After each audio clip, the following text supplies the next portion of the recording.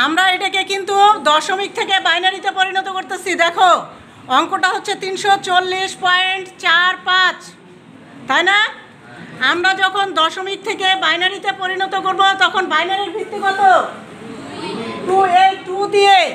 এই 2 দিয়ে পূর্ণ সংখ্যার ক্ষেত্রে পূর্ণ সংখ্যাটাকে আমরা এমনভাবে ভাগ দিব যতক্ষণ পর্যন্ত আমাদের, দেখো এইটা কি ভাগফল আসতেছে না?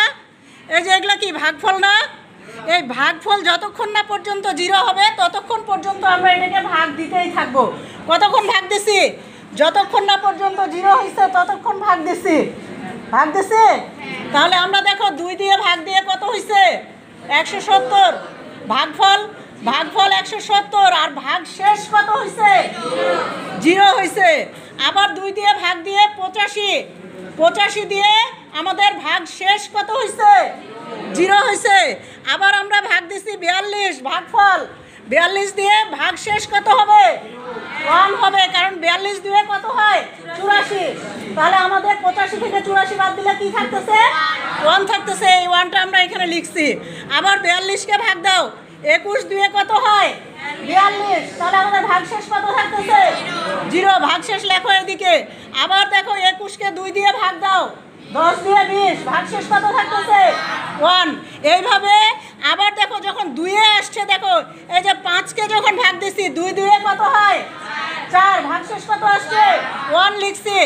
আবার দেখো 2কে ভাগ দিছি, 2 একে 2, ভাগশেষ কত হবে? 0। 1কে কি 2 দিয়ে ভাগ দেওয়া যায়? ভাগ দেওয়া যায় না। তাহলে আমরা কি বলছি? কতক্ষণ ভাগ দিব? যতক্ষণ না পর্যন্ত ভাগফল 0 হবে। তাহলে আমরা 1কে 0 দিয়ে ভাগ দিয়ে দেবো। 2 0-তে কত হবে? 0। তাহলে আমাদের এখানে ভাগশেষ কত আসবে? 1 আসবে। তাহলে এই যে ভাগশেষ 1 হয়েছে। এখন আমরা এই 2 দিয়ে কেন ভাগ দিলাম? কারণ বাইনারির ভিত্তি হচ্ছে 2, আর আমরা অঙ্কটা করতেছি দশমিক থেকে বাইনারিতে পরিণত করতেছি। তাহলে এই যে আমরা ভাগশেষগুলো লিখছি, এখানে কি লিখছি? ভাগশেষ লিখছি না? এই ভাগশেষগুলো আমরা নিচ থেকে উপরে সাজায় লিখবো। নিচে এমএসবি, উপরে হচ্ছে এলএসবি। নিচে মোস্ট সিগনিফিক্যান্ট বিট, সর্বোচ্চ গুরুত্বের অঙ্ক, আর উপরে হচ্ছে কম গুরুত্বের অঙ্কগুলো। তাহলে আমরা এখন এইটাকে যদি সাজায় নেই, দেখো 1 0 1 0 1 0 1 0 0 1 0 1 0, আবার 1 0 1 0 1 0 1 0, আবার 1 00। এই যে পূর্ণ সংখ্যার বাইনারিটা আমরা কিন্তু বের করে নিলাম, পূর্ণ সংখ্যার বাইনারিটা বের করে নিচ্ছি।